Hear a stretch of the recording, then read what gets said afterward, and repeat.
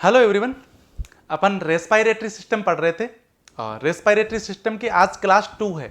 इससे पहले अपन ने एक क्लास डिस्कस कर ली है जिसके अंदर रेस्पायरेटरी सिस्टम होता क्या है, उसके फंक्शंस क्या हो सकते हैं, उसके टाइप्स क्या हो सकते हैं, इन सभी चीजों को अपन ने डिस्कस किया था। ओके, आज अपन इससे आगे अपन चलते हुए बात करेंगे कि रेस्पायरेटरी सिस्टम के अंदर जितने भी ऑर्गन्स होते हैं उस ऑर्गन्स के बारे में डिस्कस करते हुए चलेंगे। ओके, यदि आपने प्रीवियसली क्लास फर्स्ट नहीं देखी है तो आप इसके नोटिफिकेशन में जाइए। इस वीडियो के नोटिफिकेशन में आपको वहां पे प्लेलिस्ट का वहां पे कोड मिल जाएगा, तो वहां से आप प्लेलिस्ट ज्वाइन करके वहां से रेस्पायरेटरी सिस्टम की सारी क्लासेस को देख सकते हैं। ओके, तो ये क्लास 2 है। ओके, जिसके अंदर रेस्पायरेटरी सिस्टम के सभी ऑर्गन्स को डिस्कस करेंगे दोस्तों।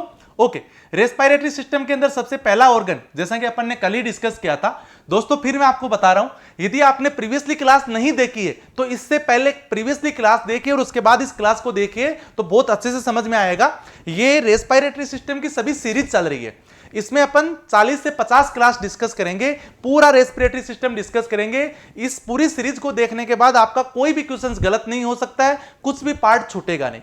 ओके, तो चलो अपन स्टार्ट करते हैं। जो पहला ऑर्गन आता है वो क्या रहता है, यहां पे नोज।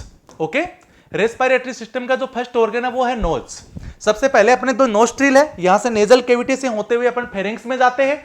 फेरिंग्स के बाद यहां से ओरल कैविटी भी फेरिंग्स में खुल जाती है। फेरिंग्स लेरिंग्स से कनेक्ट होता है, लेरिंग्स के बाद ट्रेकिया होता है। ट्रेकिया एक पार्ट जहां से डिवाइड होता है उसको कैरिना बोलते हैं। कैरिना से दो ब्रोंकस जाते हैं, ब्रोंकस फिर डिवाइड होते हैं, जहां से primary bronchi, secondary, tertiary bronchi बनती है, वहां से टर्मिनल ब्रोंकाई बनती है और टर्मिनल ब्रोंक्यूल से क्या बनते हैं, वहां पे आगे सेक बनते हैं। ओके, सेक बन के वहां से एल्वलाई बनती है और एल्वलाई के आगे रेस्पिरेटरी मेम्ब्रेन होती है। इस प्रकार से एक रेस्पिरेटरी सिस्टम बनता है। ओके, तो सबसे पहले नोज को पढ़ते हैं।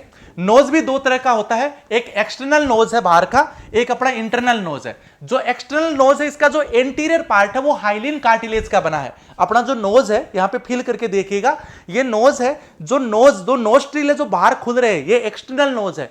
इंटरनली जहां से कनेक्ट हो रहा है, किससे, फेरिंग से जो कनेक्ट हो रहा है उसको अपन इंटरनल नेयर्स बोलते हैं या फिर इंटरनल नोज बोलते हैं। ओके, तो जो अपन एक्सटर्नल की सबसे पहले बात करें तो इसका जो एंटीरियर पार्ट है दोस्तों वो हाइलिन कार्टिलेज का बना है। जो पोस्टीरियर पार्ट है, जो नीचे का पार्ट है वो बोन से बना है। अपना नाक का देखो पोस्टीरियर पार्ट है, नीचे का वो बोन से बना है। सामने का जो पार्ट है वो हाइलिन कार्टिलेज का, इसीलिए अपना नाक है वो हिलता रहता है दोस्तों। ओके, फिर बात करते हैं इंटरनल नोज की। जो इंटरनल नोज है उसका एंटीरियर पार्ट है वो एक्सटर्नल नेयर से बना है। जो इंटरनल पार्ट है वो एक्सटर्नल जो नेयर्स है, दो नेयर्स है, इनसे बना है। पोस्टीरियर पार्ट है पीछे का वो इंटरनल नेयर से बना है। ओके, जो सुपीरियर पार्ट है जिसको अपन रूफ बोलते हैं वो नेजल बोन से बना है। जो इंफीरियर जो फ्लोर होता है उसका वो पेलाटाइन और मैग्जिलाई बोन से बना है। ओके, जो लेटरल पार्ट है, दोनों साइड का पार्ट है नोज का, वो वाला बोन से बना है। इधर भी खूब सारी बोन्स है। ओके, तो इस प्रकार से एक नोज होता है जिसकी अपन ने एनाटॉमी डिस्कस की है कि नोज की लोकेशन क्या हो सकती है। नोज के भी दो पार्ट हो गए, एक एक्सटर्नल एक इंटरनल। इसका इंटीरियर में क्या होगा, पोस्टीरियर में क्या होगा, लेटरल में क्या होगा, सुपीरियर क्या होगा, इंफीरियर क्या होगा, सभी चीजों को अपन ने डिस्कस कर लिया है, जिसके बाद उसकी लोकेशन को अपन फिक्सली डिसाइड कर सकते हैं। ओके, फिर अपन बात करते हैं इसके फंक्शंस की कि भाई जो नोज है इसके फंक्शंस क्या हो सकते हैं। मैंने आपको कल की क्लास में भी बताया था, जो अपन इंटरनली जो एयर लेते हैं, एयर को इनहेल करते हैं, उसका ह्यूमिडिफिकेशन करने का काम करता है, यानी उसको नमी प्रोवाइड करता है। अदरवाइज बाहर की जो एयर है वो हो सकता है ज्यादा गर्मी के कारण से गर्म हो और उस एयर को अपन अंदर लेंगे, अपने लंग्स है वो डैमेज हो सकते हैं। ज्यादा ठंडी एयर होगी तो वो भी जाके अंदर नुकसान कर सकती है, तो उसको ह्यूमिडिफाई करके भेजती है। उसको यदि ज्यादा ठंडी है तो वार्म करने का काम करता है, यदि ज्यादा ड्राई है तो ह्यूमिडिफाई करेगी, ज्यादा ठंडी है तो वार्म करेगी और इस प्रकार से उसके अनुकूलित बना के अंदर भेजेगी। दूसरा, फिल्ट्रेशन ऑफ इंस्पायर्ड एयर, और जो एयर जाएगी उसको फिल्टर करके भेजेगी। कैसे करती है फिल्टर, मैंने कल की क्लास में भी बताया था। जो अपने हेयर होते हैं नोज के अंदर, हेयर से, और दूसरा और क्या रहती है वहां पे, विलाइज रहती है जो उसको क्लियर करते फिल्टर करते हुए वहां पे अंदर भेजती है। ओके, नेक्स्ट है, यहां से नोज के बाद अपन फिर चलते हैं पेरानेजल साइनस। ओके, यहां पे दो पार्ट तो एक्सटर्नल नोज और इंटरनल नोज हो गया। तीसरा पार्ट है इसका पेरानेजल साइनस। पेरानेजल साइनस क्या होता है, एक एयर फिलेड केविटी होती है बोन्स के अंदर। नोज के साइड के अंदर एक एयर फिलेड केविटी होती है, बोन के अंदर एक खांस होती है जिसमें सिर्फ हवा भरी रहती है। ओके, जो कि एक तरह से जब भी अपन बोलते हैं तो अपनी आवाज को रेजोनेंस प्रोवाइड करवाती है। उस आवाज को प्रोलोंग बनाने का काम करती है, उसका एम्पलीफाई करने का काम करती है, उस साउंड को मॉडिफाई करने का काम करती है। दोस्तों जैसे आपने देखा होगा ना, एक साउंड स्पीकर होता है, उसकी आवाज को कभी बास ज्यादा बनाना है, कभी तेज ज्यादा करना है, आवाज को तीखी और मोटी करते हैं ना, अपने एम्पलीफाई करते हैं। वैसे ही अपन जो बोल रहे हैं, अपन अपनी आवाज को एम्पलीफिकेशन करना, इस साउंड को रेजोनेंस करने का काम कौन करता है? रेजोनेंस प्रोवाइड करने का काम करता है पेरानेजल साइनस, जिसको साइनस होते हैं पर पेरानेजल यानी दोनों तरफ होते हैं नाक के, इसलिए इसको बोला गया है पेरानेजल साइनस। ओके, क्लियर है? नेक्स्टली इससे आगे चलते हैं अपन, लेक्रिमल डक्ट। ओके, अगली है lacrimal duct. Okay, lacrimal duct क्या होती है? Open in nasal cavity, nasal cavity के अंदर ओपन होती है लेक्रिमल डक्ट होती है। वो लेक्रिमल डक्ट होती है, वो आंसुओं को ड्रेन करती है। कहां पे? नेजल कैविटी के अंदर ड्रेन करती है। ओके, उसके बाद नेजल वेस्टिबुल। नेजल वेस्टिबुल क्या होता है? Anterior portion of nasal cavity. Nasal cavity का जो एंटीरियर पोर्शन होता है, इसको वेस्टिबुल बोलते हैं। ये जो पार्ट है ना सबसे ऊपर हाइलिन कार्टिलेज का, इसको वेस्टिबुल बोलते हैं। ओके, इससे अगला पार्ट हो सकता है नेजल सेप्टम, जो अपने जो नेर्स होते हैं दो जो अपना नेजल कैविटी होता है उसको डिवाइड करने का काम करता है, बीच में सेपरेट करने का जो एक पार्ट होता है उसको अपन सेप्टम बोलते हैं। इस divide nasal cavity into left and right. Anterior के अंदर हाइलिन कार्टिलेज होता है, पोस्टीरियर के अंदर इसके वोमर बोन होती है। क्लियर है? अगला है नेजल कैविटी। नेजल कैविटी के अंदर क्या क्या होता है? एक तो ओल्फैक्टरी रीजन होता है, जो और जिसको तो अपन स्मॉलर एंड सुपीरियर बोलते हैं, और एक रेस्पिरेटरी रीजन होता है जो लार्जर एंड इंफीरियर होता है। इसको आप थोड़ा सा अच्छे से समझिए दोस्तों। ओके, इसको मैं आपको समझाने की कोशिश करता हूं। मान लीजिए ये अपना नोज है। ओके, ये आपका नोज है। इस नोज के अंदर जो ऊपर वाला पार्ट होता है, जो ऊपर वाला पार्ट होता है, ये स्मॉलर एंड सुपीरियर, ये सुपीरियर है। ये क्या है? सुपीरियर है, लेकिन ये और क्या है? स्मॉलर भी है। किसकी कंपैरिजन में स्मॉलर है? इंफीरियर की कंपैरिजन में। नेजल कैविटी को दो पार्ट में डिवाइड कर दिया अपन ने, बीच में से दो पार्ट में डिवाइड कर दिया। ये जो ऊपर वाला पार्ट है वो स्मॉलर है, इंफीरियर से छोटा है, स्मॉलर है और सुपीरियर भी है। ये इस वाले पार्ट में क्या होता है? यहां पे इस वाले पार्ट के अंदर ओल्फैक्टरी रीजन होता है। ओल्फैक्टरी रीजन होता है, ये अपने को गंध का अनुभव करता है, ये अपने को स्मेल का अनुभव करवाता है। नाक के ऊपर वाले एरिया में से होते हुए जो एयर जाती है वहां पे ओल्फैक्टरी रीजन होता है, इसलिए अपने को वहां पे स्मेल का अनुभव होता है। जो इंफीरियर पार्ट है, जो इंफीरियर पार्ट है ये वाला, ये इंफीरियर है, और इंफीरियर होने के साथ ही साथ और क्या है? ये लार्जर भी है, क्योंकि बड़ा है ना, सुपीरियर वाले से बड़ा भी है। ये जो रीजन होता है ये अपना रेस्पायरेटरी रीजन कहलाता है। क्या कहलाता है? ये रेस्पायरेटरी रीजन कहलाता है। इसमें से ऑक्सीजन और CO2 गुजरती है। यदि अंदर जानी है एयर तो O2 जाएगी, बाहर आनी है तो CO2 जाएगी। यह काम कहां होता है? इंफीरियर वाले रीजन में होता है, लार्जर वाले रीजन में होता है। सुपीरियर वाले रीजन में, स्मॉलर वाले रीजन के अंदर ओल्फैक्टरी रीजन होता है, वहां गैसेज आने और जाने का काम नहीं करती है, वहां सिर्फ इसमें अपने को स्मेल का अनुभव होता है। क्लियर है? तो समझ गए आप नेजल कैविटी को। नेक्स्टली है nasal mucosa. Nasal mucosa pseudo stratified chelated epithelium. जो नेजल कैविटी होती है उसके अंदर जो एपिथेलियम होती है वो किस प्रकार की होती है? Pseudo stratified. देखने में तो स्ट्राटिफाइड एपिथेलियम जैसी होती है, स्ट्राटिफाइड सिलेटेड एपिथेलियम जैसी होती है, पर फंक्शन उसके वैसे नहीं होते हैं, इसीलिए इसको क्या बोला जाता है? सूडो बोला जाता है। मैंने आपको कल भी बोला था कि अपने जितने भी ऑर्गन है उन ऑर्गन की जो इंटरनल कैविटी होती है, जो इंटरनल मेम्ब्रेन होती है, वो एपिथेलियम की बनी होती है। क्लियर है? ओके, नेक्स्टली अब बात करते हैं अपन नेजल कैविटी की ब्लड सप्लाई की बात करेंगे कि जो नेजल कैविटी तो अपन ने देख ली, पर इसको ब्लड सप्लाई कौन करता है? इसको ब्लड सप्लाई कौन करता है? कैरोटिड आर्टरी के द्वारा। कैरोटिड आर्टरी से वैसे सप्लाई ब्रेन को जाती है। किसको जाती है? ब्रेन को सप्लाई मिलती है, और उसी में से एक ब्रांच नेजल कैविटी को भी सप्लाई करती है। फेशियल आर्टरी फेस को सप्लाई करती है, लेकिन उसमें से एक ब्रांच जाके नोज को भी सप्लाई करती है। मैक्सिलरी आर्टरी मैक्सिला को सप्लाई करती है, लेकिन उसमें से एक ब्रांच नोज को भी सप्लाई करती है। इन तीनों आर्टरी में से थोड़ा थोड़ा ब्रांच लेके नोज है वो अपनी ब्लड सप्लाई करवाता है। वेनस सप्लाई यानी जो ब्लड आया था वो ड्रेन कैसे होगा? डीऑक्सीजनेटेड ब्लड रिटर्न कैसे जाएगा? तो वो फेशियल जो वेन होती है उस फेशियल वेन में ड्रेन कर देगा, जिसके थ्रू वापस हार्ट के अंदर चला जाएगा। फिर अपन बात करते हैं नर्व सप्लाई की। तो नर्व सप्लाई के अंदर ओल्फैक्टरी नर्व है, क्रेनियल नर्व 1, क्रेनियल नर्व 1 ये सप्लाई करती है। फेसियल नर्व है, क्रेनियल नर्व है 7, ये भी सप्लाई करती है। ट्राइजेमिनल नर्व है, ये 3 प्रकार की जो क्रेनियल नर्व है वो नर्व सप्लाई करती है किसको? नोज को। Okay, function of nose, nose के फंक्शन और क्या क्या हो सकते हैं? हालांकि अपन ने देख लिया था कि ह्यूमिडिफिकेशन करती है, वार्म करती है, फिल्टर करती है, लेकिन और क्या फंक्शन हो सकती है? वार्म करती है एयर को, ह्यूमिडिफाई करती है म्यूकस को, डिफेंस मैकेनिज्म का भी काम करती है। कैसे? कोई भी डस्ट पार्टिकल या फिर म्यूकस यदि वहां पे चली जाती है तो वहां पे जो प्रेजेंट सीलिया है वो आगे उसको मूवमेंट नहीं करने देती है और उसको वापस बाहर निकाल देती है। कल अपन ने पढ़ा था ना कि अपनी सिक्योरिटी का काम भी कौन करता है? रेस्पिरेटरी सिस्टम काम करता है। रेस्पिरेटरी सिस्टम अपनी बॉडी की सुरक्षा करता है, किसी भी प्रकार के फॉरेन बॉडी पार्टिकल्स को अंदर जाने से रोकता है। ओके, ठीक है, clearly. Pharynx to swallow of spit, जब भी अपन फेरेंक्स के अंदर उसको स्वेलो करते हैं तो तुरंत के तुरंत स्प्लिट कर सकते हैं। ऐसा कोई फॉरेन पार्टिकल अंदर जाता है तो उसको स्वेलो करके उसको अपन स्प्लिट कर सकते हैं, मुंह के द्वारा बाहर निकाल लेते हैं। यानी अपने नेजल कैविटी से कोई पार्टिकल्स अंदर गया, कोई फॉरेन बॉडी अंदर जाने की कोशिश कर रहा है, यहां पे प्रेजेंट जो हेयर लाइक स्ट्रक्चर होती है वो अंदर नहीं जाने देती। फिर भी चला गया तो वहां पे प्रेजेंट अंदर जो सिलिया है वो उसको अंदर नहीं जाने देगी। फिर भी चला गया तो उसको अपन क्या करेंगे? स्वेलो कर लेंगे या तो अंदर, यानी डाइजेस्टिव सिस्टम के अंदर डाल देंगे, जिससे कि वो वहां पे डैमेज हो जाएगा, वहां पे किल हो जाएगा।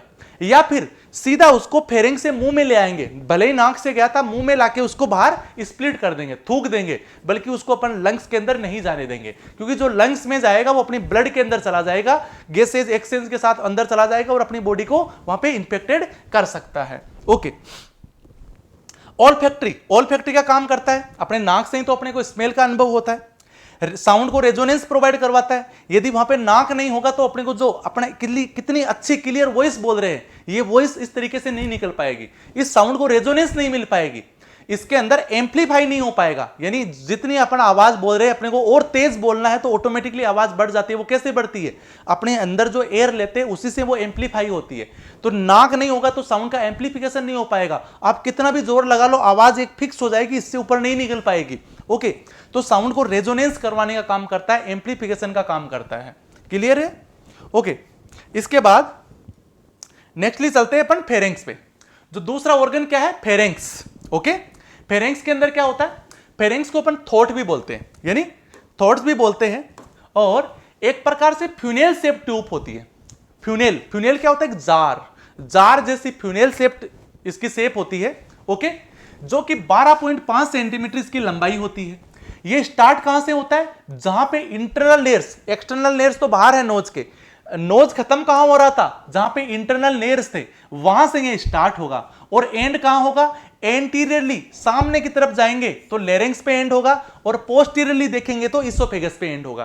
कैसे? इस डायग्राम से यहां पे आप समझिए।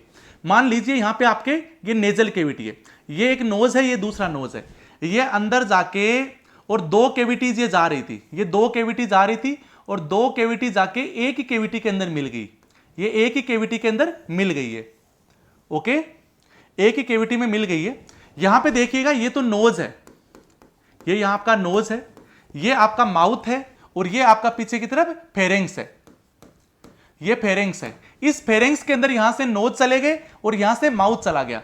ये जो स्ट्रक्चर है ये क्या है? एक्सटर्नल नोज है, और ये जो यहां पे स्ट्रक्चर आपको दिखाई दे रही है ये इंटरनल नोज है, ये यहां पे इंटरनल नोज है।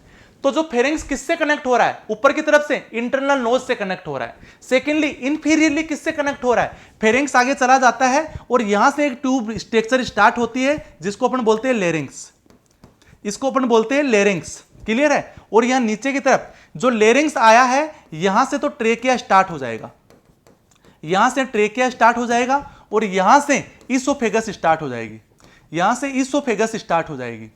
यदि अपन बात करें कि इसका सुपीरियर पार्ट कहां से स्टार्ट होता है? इंटरनल लेयर से स्टार्ट होता है। इसका इंफीरियर पार्ट कहां से स्टार्ट होता है? इंफीरियर पार्ट एंटीरियर से लेरिंग्स से स्टार्ट होता है, पोस्टीरियर से इसोफेगस से स्टार्ट होता है। बता सकते हैं ना आप इसकी लोकेशन कि भाई फेरेंक्स कहां से स्टार्ट होता है? सुपीरियरली इंटरनल लेयर से स्टार्ट होता है, एंड कहां होता है? एंटीरियर में लेरिंग्स से, और पोस्टीरियर में इसोफेगस पे यहां पे इसका एंड होता है। क्लियर है? आप बता सकते हैं इसको। ओके, इसके बाद types and parts of pharynx. Pharynx के कितने टाइप्स हो सकते हैं या फिर इसके पार्ट्स कितने हो सकते हैं? दोस्तों, मैंने आपको कल की क्लास में भी बताया था कि वो वाला पार्ट जहां पे नेजल कैविटी के सामने है, इसको अपन बोलते हैं नेजोफेरेंक्स। नेजोफेरिंक्स बोलते हैं इसको। ओके, जो पार्ट ओरल कैविटी के सामने है इसको अपन बोलते हैं ओरोफेरिंक्स, ओरोफेरिंक्स बोलते हैं इसको। क्लियर है? इसके बाद जो पार्ट यहां से लेरिंग्स के बाद है, देखो यहां से लेरिंग्स के बाद जो इसोफेगस तक कनेक्ट हो रहा है, ये क्या है? ये लेरिंगोफेरिंक्स है, ये लेरिंगोफेरिंक्स है। यानी जो फेरिंक्स का पार्ट लेरिंग्स स्टार्ट होने के बाद आया है उस पार्ट को लेरिंगोफेरिंक्स बोलते हैं। क्लियर है? ओके, तो ये इसके पार्ट्स हो गए हैं। इससे आगे अपन बात करते हैं नेजोफेरिंक्स। नेजोफेरिंक्स कहां से स्टार्ट होता है? जो कि अभी मैंने आपको बताया था। स्टार्ट कहां से होता है? इंटरनल लेयर्स से स्टार्ट होता है और सॉफ्ट प्लेट तक जाता है। कहां तक होता है? इंटरनल लेयर से स्टार्ट होकर सॉफ्ट प्लेट तक होता है। इसके अंदर टोटल 5 ओपनिंग होती है। 2 तो इंटरनल लेयर्स ओपन हो गए, 2 स्टाचियन ट्यूब ओपन हो गई जो कि अपने ईयर से आती है, ईयर से आके इसके अंदर ओपन होती है, और एक ओरोफेरिंक्स आ गया, एक ओरोफेरिंक्स तो इसके अंदर चला गया। तो टोटल इसके अंदर 5 ओपनिंग होती है। किसमें? फेरिंक्स के अंदर। नेजोफेरिंक्स के अंदर 5 ओपनिंग होती है। ओके, म्यूकोसल लाइनिंग किसका बना होता है? इंटरनली इसके pseudo stratified chelated columnar epithelium, जो कि अपन ने पहले भी पढ़ चुके हैं। ओके, नेजोफेरेंशियल टोन्सिल, इसके अंदर नेजोफेरेंशियल टोन्सिल भी होती है, यानी वहां पे कुछ एडिनोइड्स प्रेजेंट होते हैं नेजोफेरेंक्स के अंदर, जिनको नेजोफेरेंशियल टोन्सिल बोल सकते हैं। एक प्रकार से ये सिर्फ एयर का पासेज है, इसमें सिर्फ और सिर्फ एयर जाती है, एयर के अलावा कुछ नहीं जाता है नेजोफेरेंक्स के अंदर। ओके, नेजोफेरिंक्स के अंदर एयर के अलावा कुछ नहीं जाता है, बल्कि जो ओरोफेरिंक्स होता है उस ओरोफेरिंक्स के अंदर खाना भी जाता है और एयर भी जाती है। वो एक तरह से कॉमन पासेज है जिसमें एयर भी चली जाती है और खाना भी चला जाता है। जब खाना जा रहा होता है तब एयर रुक जाती है, जब एयर जाती है तब खाना रुक जाता है। ओके, ओरोफेरिंक्स ये इंटरमीडिएटेड पोर्शन होता है, यानी नेजोफेरिंक्स और लेरिंगोफेरिंक्स के बीच का पोर्शन है। Okay, pharynx from soft plate से स्टार्ट होता है, क्योंकि नेजोफेरिंक्स कहां एंड हुआ था? सॉफ्ट प्लेट पे एंड हुआ था, to hyoid bone of neck. और कहां पे एंड हो रहा है? ये नेक की जो हायोड बोन होती है वहां पे जाके एंड होता है। ओके, एक तरह से कॉमन पासेज वे है एयर और फूड का, जो अभी मैंने आपको बताया था। इसके अंदर ओनली एक ही ओपनिंग होती है, वो भी थ्रोट ओपनिंग होती है। म्यूकोसल लाइनिंग इसके अंदर non keratinized stratified squamous epithelium होती है। उसमें सूडो स्ट्राटिफाइड थी, वैसे इसमें कौन सी है? नॉन केराटिनाइड स्ट्राटिफाइड स्क्वामस एपिथेलियम होती है। ओके, इसके बाद तीसरा है लेरिंगोफेरिंक्स। ओके, लेरिंगोफेरिंक्स जिसको अपन हाइपोफेरिंक्स भी बोल सकते हैं। क्लियर है? क्या बोल सकते हैं? हाइपोफेरिंक्स, क्योंकि ये नीचे है, सबसे नीचे, इसलिए इसको हाइपो बोला गया है। Inferior portion of pharynx start कहां से होता है? हायोड बोन से स्टार्ट होता है, और लेरिंग्स के एंटीरियर के अंदर एंड होता है, और पोस्टीरियर में इसोफेगस पे एंड होता है। क्लियर है? ये भी आप समझ गए।